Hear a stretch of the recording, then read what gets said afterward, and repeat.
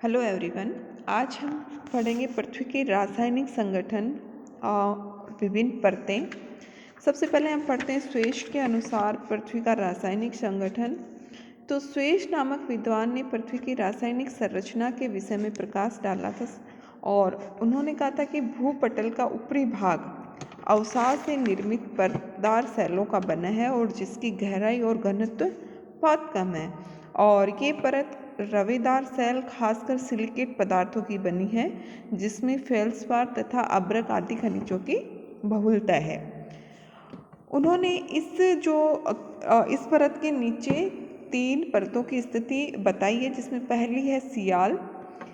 ये परतदार सेलों के नीचे सियाल की एक परत पाई जाती है और इसकी रचना ग्रेनाइट चट्टान से हुई है।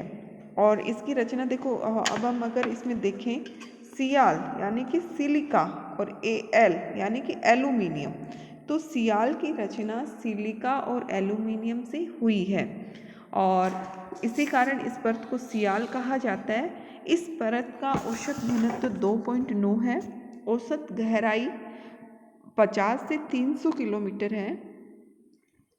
इसमें तेजाबी पदार्थों की अधिकता होती है तथा पोटेशियम, सोडियम, एल्यूमिनियम की सिलिकेट इसमें पाए जाती हैं। सियाल जो परत है, ऐसा माना जाता है कि महाद्वीपों की जो रचना है इसे सियाल से हुई है। तो ये माना जाता है कि महाद्वीपों की रचना सियाल से हुई है। दूसरी जो परत है उन्होंने माना है सीमा। सियाल के नीचे स्थित है ये और इसकी रचना बेसाल्ट आग्नेय सेलों से हुई है और यहीं से ज्वालामुखी के उद्गार के समय गर्म एवं तरल लावा बाहर आता है।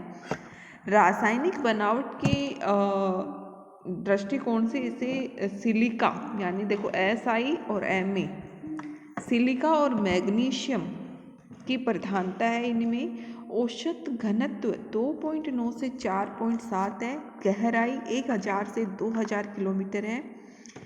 इस सतह में जो क्षारीय पदार्थ है उनकी अधिकता होती है और मैग्नीशियम, कैल्शियम, लोहे के सिलिकेट अधिक पाए जाते हैं। तीसरी जो परत है वो है निफे, और निफे पृथ्वी की तीसरी तथा अंतिम परत है और इसे निफे कहते हैं। देखो Ni, इसका जो है वो है Ni, निकिल और फेरियम, निकिल और फेरियम से मिलके इसकी रचना हुई है NiFe। और इसका घनत्व है वो सबसे अधिक है, 11 है। और इसका जो निकिल के 2 प्रथम अक्षर Ni और फेरियम के प्रथम 2 अक्षर Fe को जब हम मिलाते हैं तो निफे जो परत है उसका नाम निर्धारित होता है। तो ये था स्वेस के अनुसार रासायनिक संगठन पृथ्वी का। अब हम आते हैं जो अभिनव आधुनिक मत है। तो आधुनिक मत में भूकंपीय लहरों की गति और उनके भ्रमण पथ के वैज्ञानिक अध्ययन एवं विश्लेषण के आधार पर पृथ्वी के आंतरिक भाग को 3 वृहत मंडलों क्रस्ट, मैंटिल तथा क्रोड या अंतरतम में विभक्त किया जाता है। International union of geodesy and geophysics के शोध के आधार पर ये 3 मंडल विभक्त किया गया है, जिसमें पहला आता है भूपर्पटी यानी क्रस्ट। तो इसकी जो गहराई है उसको लेकर बहुत सारे कन्फ्यूजन है, जैसे कि इसकी IUGG international union of geodesy and geophysics के ने इसकी औसत मोटाई 30 माना है। और अन्य स्रोतों ने इसकी जो मोटाई है वो 100 किलोमीटर बताई है।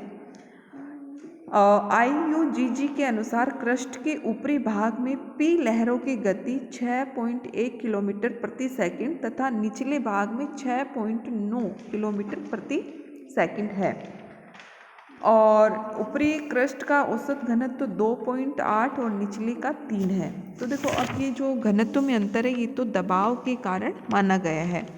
तो इस प्रकार घनत्व में अंतर के कारण ऊपरी क्रस्ट और निचली क्रस्ट में एक असंबंधता हो जाती है, जिसको कोनराड असंबंधता कहते हैं। और क्रस्ट का निर्माण मुख्यतः सिलिका और एल्यूमिनियम से हुआ है, जिसे सियाल परत भी कहा जाता है। इसके बाद आता है मेंटल। क्रस्ट के निचले आधार पर भूकंपीय लहरों की जो गति है, देखो इस यहाँ पर भूकंपीय लहरों की गति अचानक से बहुत बढ़ जाती है और ये बढ़कर 7.9 से 8.1 किलोमीटर प्रति सेकंड तक हो जाती है। इससे निचले क्रस्ट और ऊपरी मैंटल में एक असंबद्धता डिसकंटिन्यूटी का निर्माण होता है, जो चट्टानों के घनत्व में परिवर्तन को दर्शाता है। और इस असंबद्धता की खोज 1909 में रूसी वैज्ञानिक मोहोरोविकिक ने की और इसे मोह असंबद्धता भी कहा जाता है। मोह असंबद्धता से लगभग 2900 किलोमीटर की गहराई तक, देखो यहाँ तक 2900 किलोमीटर की गहराई तक मैंटल का विस्तार है। इसका आयतन पृथ्वी के कुल आयतन का लगभग 83% है एवं द्रव्यमान लगभग 68% है। और मैंटल का निर्माण मुख्यतः सिलिका और मैग्नीशियम से हुआ है, जिसे सीमा परत भी कहा जाता है। लेकिन international union of geodesy and geophysics ने भूकंपीय लहरों की गति के आधार पर इसे 3 भागों में बांटा है। पहला है मोह असंबद्धता से 200 किलोमीटर, यानी कि मोह असंबद्धता से 200, फिर 200 से 700 और फिर 700 से 2900 किलोमीटर तक। ऊपरी मैंटल में 100 से 200 किलोमीटर की गहराई में भूकंपीय लहरों की गति मंद पड़ जाती है और यह 7.8 किलोमीटर प्रति सेकंड रह जाती है। तो इस भाग को निम्न गति का मंडल कहा जाता है। और ऊपरी मैंटल और निचली मैंटल, यानी कि यहाँ ऊपरी मैंटल और निचली मैंटल में भी असंबद्धता होती है, जिसको रैपिटी असंबद्धता कहते हैं। अगला आता है क्रोड। तो निचले मेंटल के आधार पर पी तरंगों की गति में अचानक परिवर्तन आता है और ये बढ़कर 13.6 किलोमीटर प्रति सेकंड हो जाता है। तो ये चट्टानों के घनत्व में एकाएक परिवर्तन को दर्शाता है और ये भी एक असंबद्धता दर्शाता है, जिसे गुटेनबर्ग-विचार्ट असंबद्धता कहते हैं। और यहाँ से गुटेनबर्ग-विचार्ट असंबद्धता से लेकर 6371 किलोमीटर के आंतरिक जो भाग है पृथ्वी की गहराई तक का, उसको क्रोड कहा जाता है। इसको 2 भागों में विभाजित करते हैं। बाह्य भाग जो 2900 किलोमीटर से 5150 किलोमीटर, जिसको बाह्य क्रोड, और आंतरिक क्रोड है वो होगा 5150 से लेके 6371 किलोमीटर तक। 5150 या 5150 किलोमीटर से 6371 किलोमीटर तक, जिसको आंतरिक क्रोड कहते हैं। अब बाह्य क्रोड और आंतरिक क्रोड के बीच में भी एक असंबद्धता मिलती है, जिसको लेहमैन असंबद्धता कहते हैं। और क्रोड के जो ऊपरी भाग में घनत्व 10 होता है और अंदर की तरफ 12 से 13, और सबसे आंतरिक भाग में 13.6 हो जाता है।